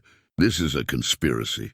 Cole shows up with convenient documents and a convenient military record. The documents are genuine," Colonel Garrett said firmly, "and I can provide testimony under oath about Captain Cole's service. But here's what really matters. This land grant supersedes your claim by 24 years. In territorial law, the older claim wins." Ezra looked at the deed in Hartwell's shaking hands, then up at the rancher's face. There was no triumph in Ezra's expression, only sadness at how far a man could fall when his power was stripped away. "I didn't come here for this," Ezra said. "I came to trade furs and rest my mule. I took your wager because you mocked something that mattered to me. But I never wanted to take anything from you." "Then destroy the deed," Hartwell said desperately. "Tear it up. Walk away. I can't do that, because it's not just about you and me anymore. It's about all these people you've been exploiting." Ezra gestured to the crowd. "They deserve access to that water. They deserve a fair chance." The 12th language, Ezra suddenly realized, wasn't another spoken tongue. It was the language of law, written in Spanish but speaking to justice itself. He'd demonstrated 12 languages after all, 11 spoken and 1 written that would change everything. The revelation hung in the evening air like the last light before darkness. The crowd stood in stunned silence, processing what they'd just learned. Vincent Hartwell, the man who'd controlled their lives for so long, was facing ruin. And Ezra Cole, the shabby mountain man they'd barely noticed, held the power to destroy him completely. Judge Morrison took charge with the calm authority of his office. "We need to handle this properly. Colonel Garrett, I'll need to examine all these documents in detail. Mr. Cole, you'll need to file a formal claim with the Territorial Land Office. Mr. Hartwell, I suggest you gather your own documentation. This is a fraud," Hartwell repeated, but his voice had lost its conviction. He looked like a man watching his house burn down, helpless to stop it. "We'll determine that through proper legal channels," Morrison said firmly. "For now, I'm ordering both parties to maintain the status quo. No changes to water usage, no threats, no intimidation. Is that clear?" Both men nodded, though Hartwell's jaw was clenched so tight it looked painful. The crowd began to disperse, but in clusters rather than individually. People gathered in small groups, speaking in urgent whispers. The social order they'd accepted for years had just been shaken to its foundation, and they were trying to make sense of the new landscape. Sarah pulled Ezra aside as he was preparing to leave. "You need protection," she said urgently. "Hartwell's not going to let this go. Men like him, when they're cornered, they're dangerous." "I know," Ezra said quietly. "I've dealt with dangerous men before. That was 20 years ago. You're older now, and he's got ranch hands who'll do whatever he asks." She gripped his arm. "Please, stay with Tom tonight. Don't be alone." Running Elk overheard and approached. "He won't be alone. My brothers and I will camp near the forge. Anyone who wants to reach Ghost who listens will have to come through us first." Ezra started to protest, but Running Elk held up his hand. You spoke for us when we had no voice. Now we speak for you. This is how it works between friends. Gratitude swelled in Ezra's chest. Thank you. Tom joined them, his expression grave. My back room's yours for as long as you need it. And I've got a spare rifle if things get ugly. As they walked back toward town, Ezra, Sarah, Tom, and Miguel, with Running Elk and his companions following at a respectful distance, Ezra felt the weight of what had just happened settling onto his shoulders. He'd spent 20 years avoiding exactly this kind of attention, exactly this kind of conflict. But fate, it seemed, had other plans. What will you do? Sarah asked quietly. With the land grant? I don't know yet. I need to think. Ezra's mind was already working through the implications. The water rights affect everyone. If I claim them solely for myself, I'm no better than Hartwell. But if I just give them away, there's no guarantee they'll be managed fairly. You could form a water collective, Miguel suggested hesitantly. Share the rights among all the ranchers and farmers. Make it democratic. Ezra looked at the young man with new respect. That's a good idea. A very good idea. They reached Tom's forge as full darkness fell. Tom lit lamps, while Running Elk and his companions set up their camp just outside, their fire a warm circle of light in the darkness. Inside, Sarah unpacked food she'd brought, bread, cheese, cold chicken, and spread it on Tom's rough table. You should eat, she urged Ezra. You've had a long day. We all have. But Ezra sat and accepted the food gratefully. His hands, he noticed, were shaking slightly. The adrenaline of the confrontation was finally wearing off, leaving exhaustion in its wake. Colonel Garrett arrived an hour later, having taken a room at the hotel. He brought a bottle of decent whiskey and a folder full of additional documents. Thought you might want to see the full military file, he said, pouring drinks for everyone. Now that the secret's out. They spent the next 2 hours going through Ezra's military history. The stories were remarkable. Missions behind Confederate lines, translations that had revealed enemy plans, negotiations with foreign military observers who'd been considering supporting the South. Ezra had been at the center of intelligence work that most people would never know about, doing unglamorous but vital work that had helped win the war. Why did you really disappear? Tom asked at one point. I mean, I understand about the threats, but 20 years is a long time to stay hidden. Ezra was quiet for a moment, staring into his whiskey. After my wife died, something broke inside me. I'd spent the war trying to save lives, trying to make things better. And for what? So the same kind of men who started the war could profit from the peace. So corruption could continue, just wearing a different uniform. He looked up, meeting Tom's eyes. I was tired. Tired of fighting, tired of politics, tired of watching good people suffer while bad people prospered. The mountains offered something I desperately needed. Silence, space, a chance to heal. But you didn't just hide, Sarah said softly. You kept learning, kept connecting with people. Because isolation wasn't the answer either. I learned that the hard way, Ezra smiled sadly. The first year alone nearly killed me. Not from danger or hardship, but from loneliness. Humans aren't meant to be solitary. We need each other, even when we're hurt, even when we're afraid. So I started seeking out people again. Trappers, traders, native peoples. And I learned that the best way to honor someone is to learn their language. It's like saying, you matter enough for me to make the effort. Miguel spoke up, his voice thoughtful. That's why you learned Spanish with me right away. You were honoring me. You seemed like someone worth knowing, Ezra replied simply. Colonel Garrett set down his glass. I've been thinking about the legal situation. Judge Morrison will need time to verify the documents, probably a few days at minimum. During that time, Hartwell will be working every angle he can find. He's got money and influence. What can he do? Sarah asked. He can try to prove the documents are forgeries. He can claim the land grant was improperly transferred.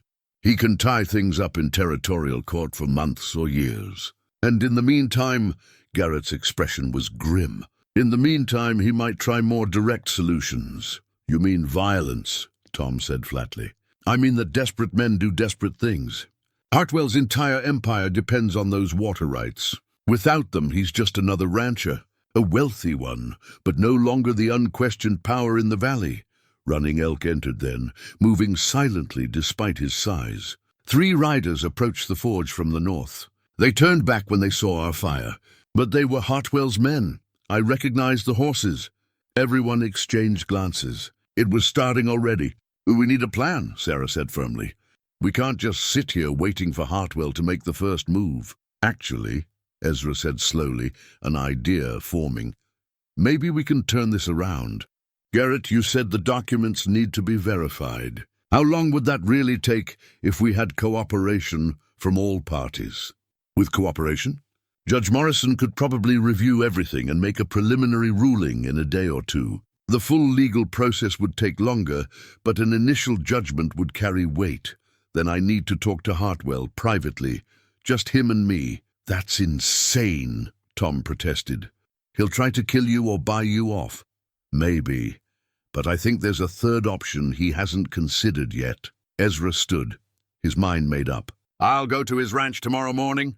In daylight, where everyone can see. I'll make him an offer." "What kind of offer?" Sarah asked warily. "One that gives him a way out without complete destruction. Hartwell's not stupid, he knows he's losing. But if I give him a path to save face and keep some of what he's built, he might take it. And if we can avoid a prolonged legal battle, the whole community benefits. And if he refuses," Miguel asked, "then we go to court and let the law decide.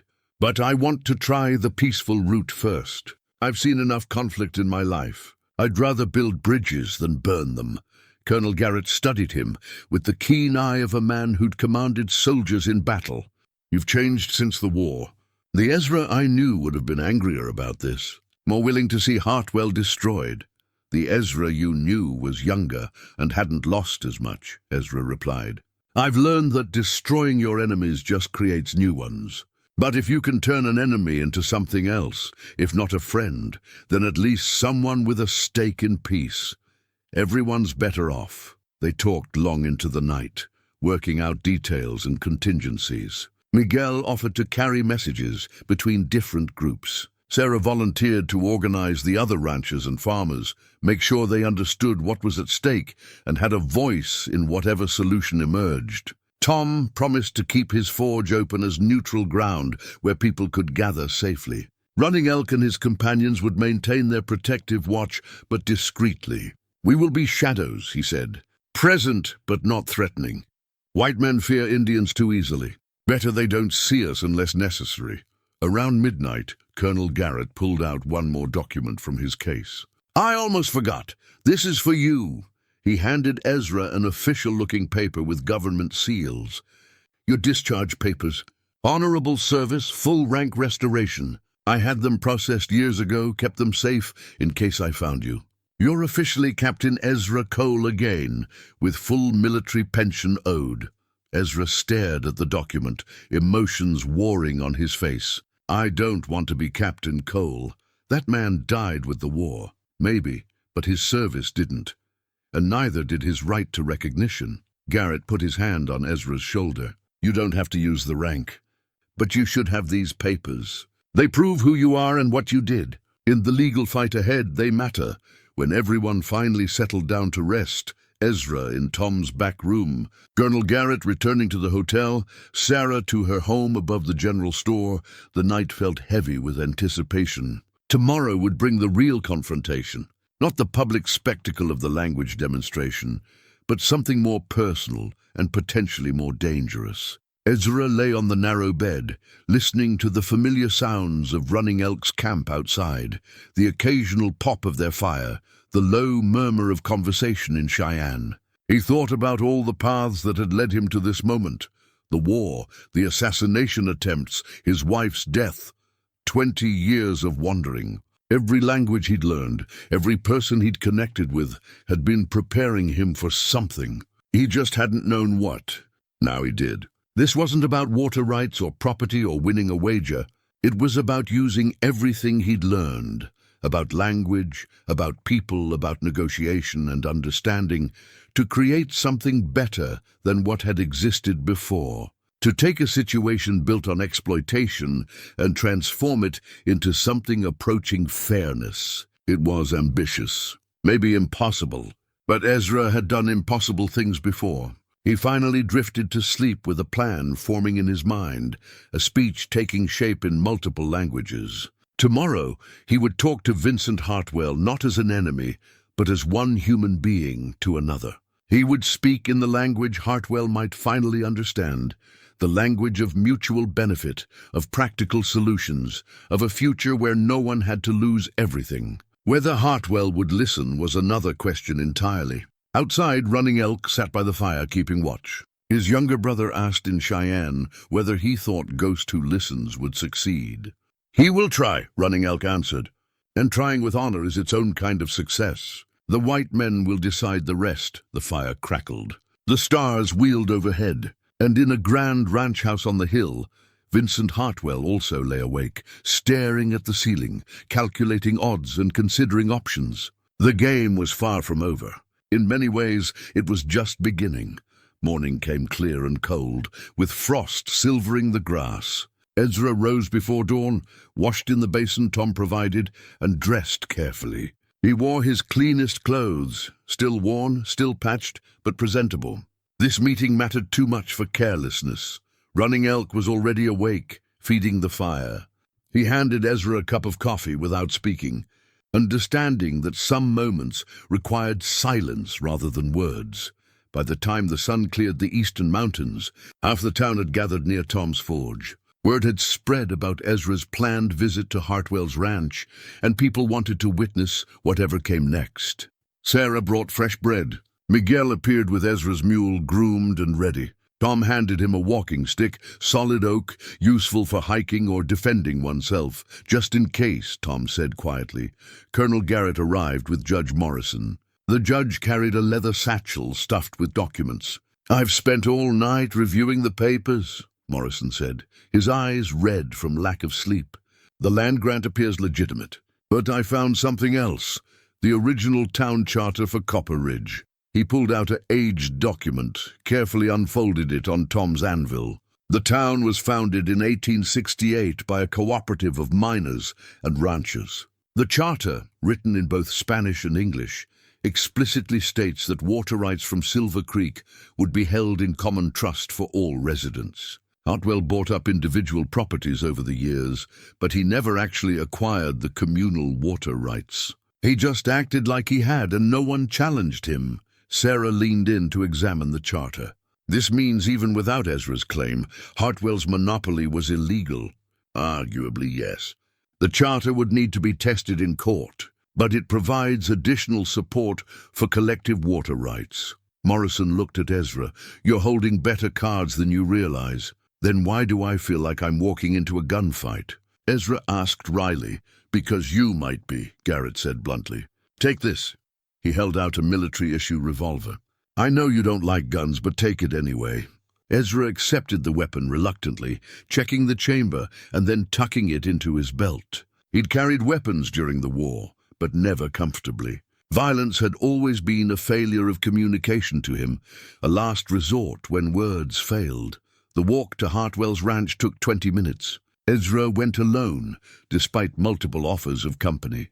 This conversation needed to happen without an audience, without the pressure of witnesses forcing both men into rigid positions.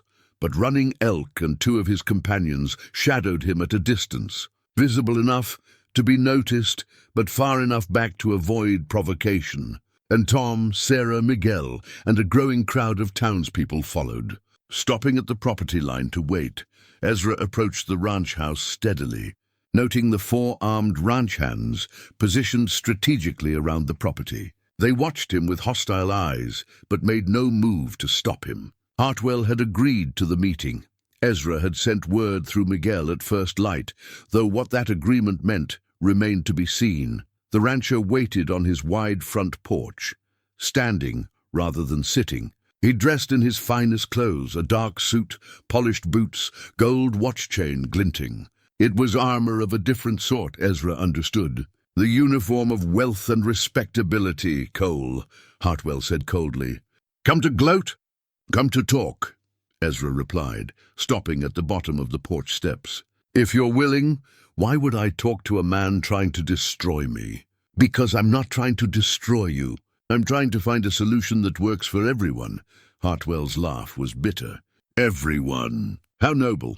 You want to play the hero, redistribute the water, make yourself the savior of Copper Ridge. And where does that leave me? Ruined, humiliated. That's up to you, Ezra said quietly.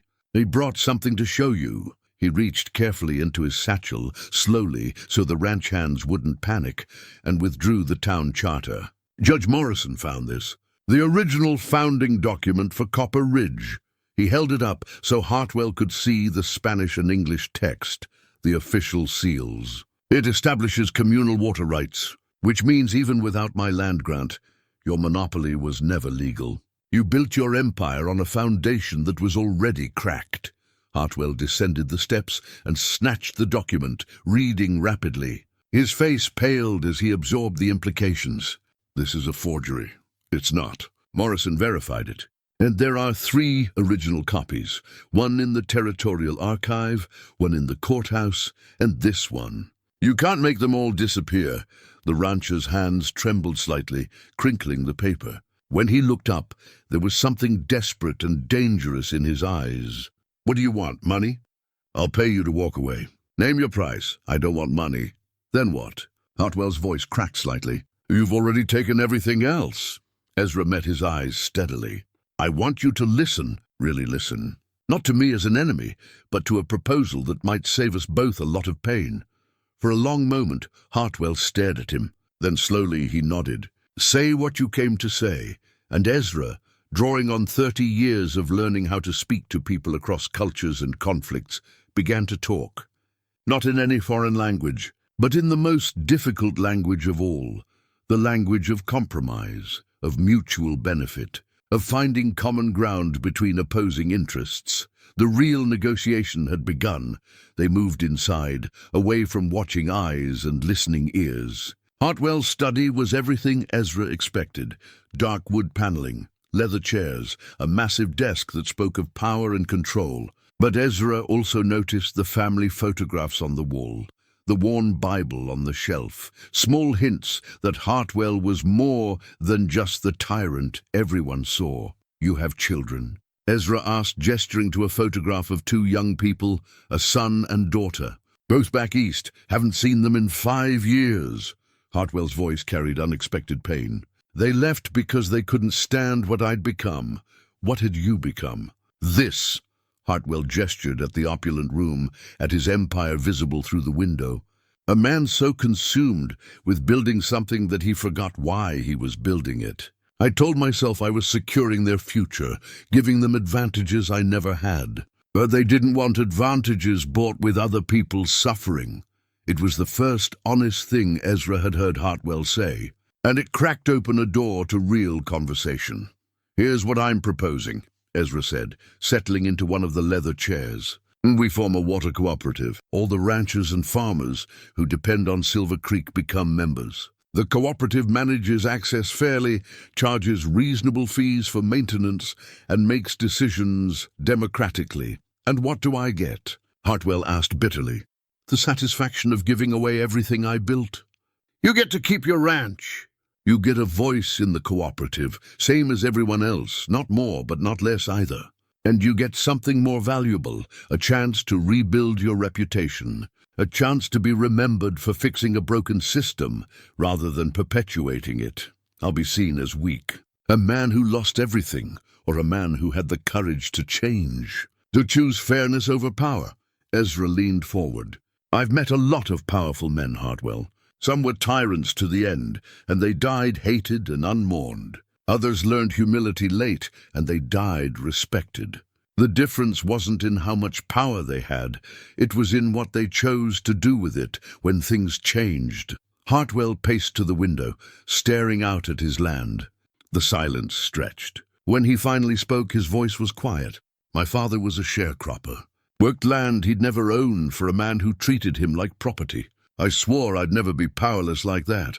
I'd never depend on another man's mercy. So you made sure no one else had power, Ezra said, understanding the psychology. You became what you feared.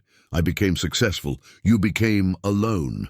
Ezra gestured to the photographs. "Your children left. The town fears you instead of respecting you. You have all this," he swept his hand around the lavish room, "and who do you share it with? Who actually cares about you, not just your money?" The words landed hard. Hartwell's shoulders sagged slightly. "I can't just give up control," he said finally. "Even if I wanted to, my pride, then don't give it up. Transform it."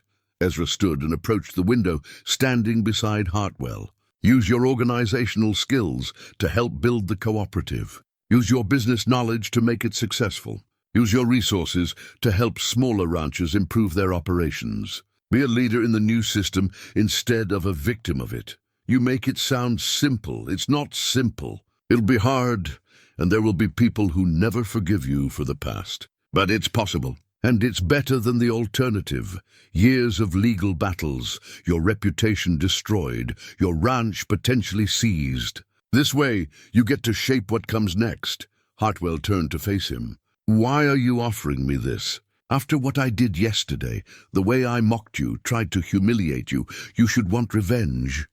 "Revenge is expensive," Ezra said simply. "It costs time, energy, and peace of mind. I spent 20 years running from men who wanted revenge on me. I know what it does to people. I'd rather build something than destroy something." From his satchel, Ezra pulled out the letter from President Lincoln. He'd been saving it, knowing he might need one final piece of evidence to convince Hartwell of his sincerity. "Read this." Hartwell took the letter carefully, his eyes widening as he recognized the signature. He read slowly, and when he finished, he looked at Ezra with something approaching awe. "Lincoln wrote this to you 3 months before he died. He told me that after the war, the country would need people who could build bridges instead of walls, who could speak multiple languages, not just foreign ones, but the languages of different regions, different interests, different visions of the future. He said the hardest translation work would be between Americans who all spoke English but couldn't understand each other. And you think that's what we're doing here? Translation. I do. You speak the language of power and control. The small ranchers speak the language of survival and fairness. My job is to find the words that let both sides hear each other." Ezra paused. "But I can't do it alone.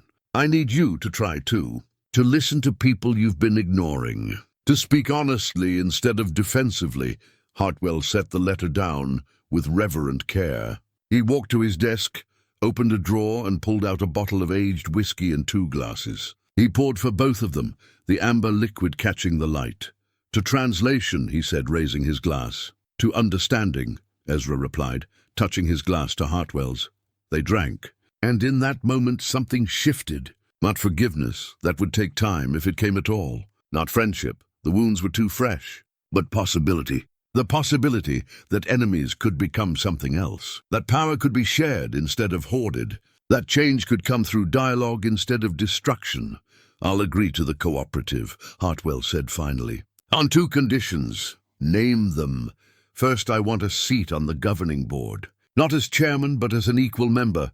I've made mistakes, but I still know this land and this business better than anyone." Agreed. "Second condition, help me write the letter to my children, explaining what happened here, what I'm trying to do differently. I don't know how to say it without sounding like I'm making excuses." Ezra smiled. "I can help with that. I speak the language of fathers, trying to reconnect with their children. Learned it the hard way. They shook hands, not as friends, not yet, but as men who'd chosen a difficult path together.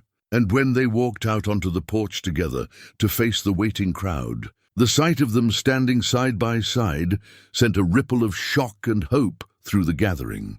3 months later, on a crisp December morning, Copper Ridge gathered for the official signing of the new water cooperative charter. The ceremony took place not at Hartwell's ranch, but at the center of town, in front of the general store, where everyone could witness and participate. The charter itself was a work of art and practicality in equal measure. Judge Morrison had overseen the legal framework, ensuring everything would hold up in territorial court. But Ezra had added something unique, opening phrases in all 12 languages he spoke, each one expressing the same sentiment. Water is life, and life belongs to all. The townspeople crowded close as Judge Morrison read the English version aloud. Then Ezra translated the opening into each language in turn. Russian, Arabic, German, Spanish, Chinese, Japanese, Portuguese, Italian, French, Cheyenne, and Lakota. Each phrase honored the diverse peoples who had taught him, who had shared their wisdom about community and fairness. Running Elk stood with several Cheyenne elders who'd come to witness the agreement. The inclusion of native languages in an official document was unprecedented in the territory, a small but significant acknowledgement that these lands had belonged to others before the settlers arrived. When the reading finished, the signing began. Hartwell stepped forward first, not by right of power, but by alphabetical order. His hand shook slightly as he signed his name, but he signed it clearly. One by one, the other ranchers and farmers followed.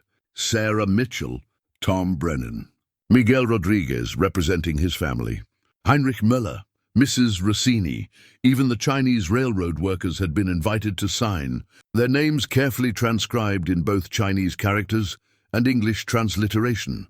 The cooperative charter divided Silver Creek's water rights equally among all landowners, with provisions for new members and democratic decision-making. It established reasonable fees for maintenance and improvement, with hardship exemptions for those who couldn't pay.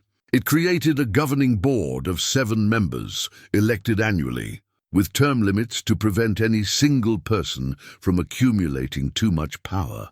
Hartwell had indeed secured a seat on the first board, but he'd been voted in by his peers rather than claiming it by right. He'd also donated significant funds to improve the irrigation system and had personally negotiated fair contracts with the railroad for Chinese workers. It didn't erase his past actions, but it was a start. Ezra had declined a board seat, preferring to remain an advisor rather than a decision-maker. His land grant had been officially recognized, but he'd immediately transferred the water rights to the cooperative, keeping only enough land for a small cabin and garden plot. He didn't need much. He never had. After the signing, Sarah hosted a celebration at her store.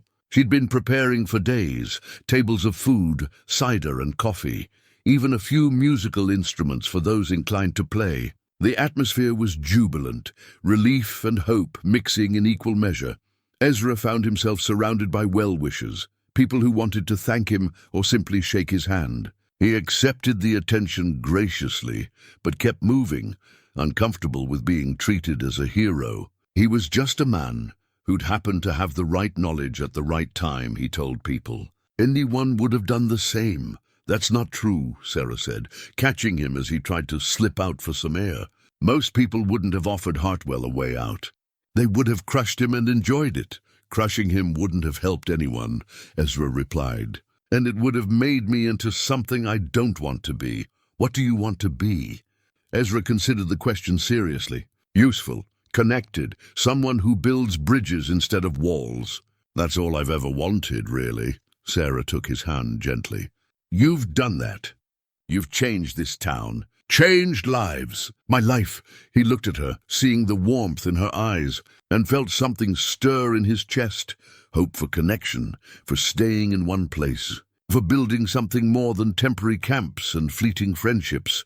I'm thinking about staying, he admitted. If that would be welcome. It would be very welcome. Sarah's smile was luminous. Tom joined them, clapping Ezra on the shoulder. About time you settled down. You've been running long enough.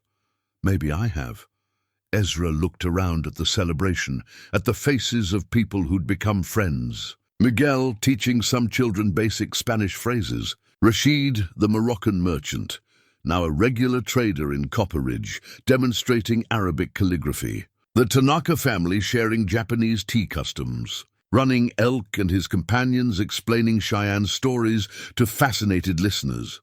The town had opened up in ways no one had anticipated. Ezra's demonstration hadn't just been about proving he could speak 12 languages. It had shown everyone that there was value in understanding different perspectives, different ways of seeing the world. The languages had become a bridge to broader thinking, greater empathy. Colonel Garrett appeared with 2 glasses of cider. To your health, Captain. And to your future. "I'm not a captain anymore," Ezra said, but he accepted the glass. "You'll always be a captain to me. The best officer I ever served with, and I served with plenty." Garrett raised his glass higher. "To Ezra Cole, the man who won a war with words instead of weapons." They drank to that. And as the celebration continued around them, Ezra felt something he hadn't experienced in 2 decades.